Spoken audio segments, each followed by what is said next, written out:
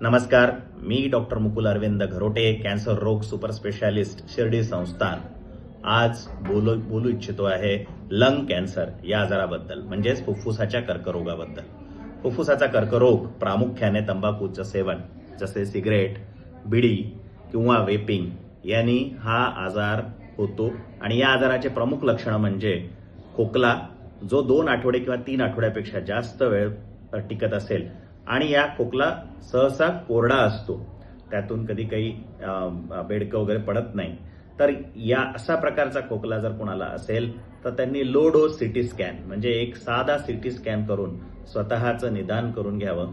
आणि या निदानाअंती जर हा आजार पहिल्या किंवा दुसऱ्या टप्प्यामध्ये निदानात आला तर हा पूर्णपणे बरा होऊ शकतो. जर दुर्दैवाने हा वाढला असेल तरी काही गोळ्या औषधाने हा बरा होतो.